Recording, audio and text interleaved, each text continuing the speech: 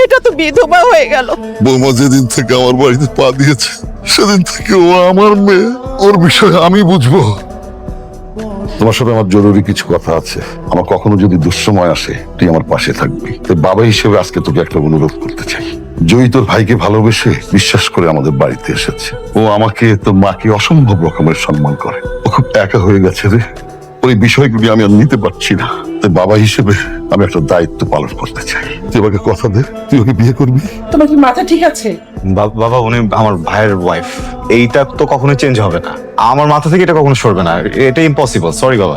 আমি শুধু তোর কাছে জানতে চাচ্ছি তুই রাজি আছিস কিনা। তুমি বলো না, মানে এটা এটা এটা ইম্পসিবল, কখনোই সম্ভব না। তুই যদি রাজি না হোস আমি জয়ীকে নিয়ে এই বাড়ি থেকে চলে যাব।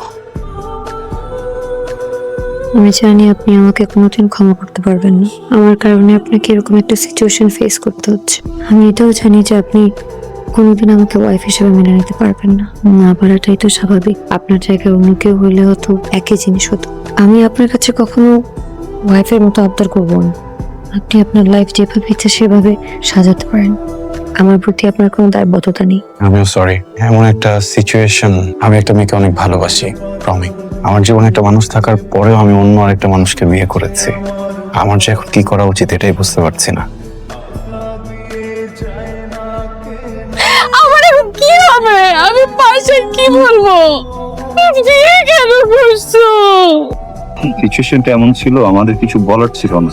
বাবার সাথে অনেক বড় ঝামেলা হয়ে যেত। উনিও আমার সাথে থাকতে চায় না, আমি ওনার সাথে থাকতে চাই না। এই সম্পর্ক টিকবে না, এখানে কিছুই হবে না। তুমি আমি থেকে যাব। এটা কোনো নিশ্চয়তা নাই। আমার এখন কি হবে? তুমি যদি একটা গার্লফ্রেন্ড নিয়ে আমি তোমাকে দেখতাম, আমি মাফ করে দিতাম, আমি মেনে নিতাম। এটা আমি কিভাবে মানবো? তুমি বিয়ে করছো, তুমি আমার কথা একবার চিন্তা করলে না। বুঝতেছি আমি ভুল করছি। তোমার সাথে যেটা হয়েছে এটা অনেক খারাপ হয়েছে। আমি না জাস্ট একটা জিনিস জানি, আমি তোমাকে অনেক ভালোবাসি। আমি ডে ওয়ান থেকে ভালোবাসি।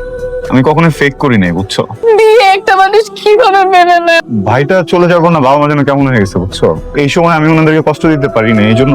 আমার কথা চিন্তা করো নাই, তোমার একটু আমার কথা মনে পড়ে নাই। আমার কি হবে?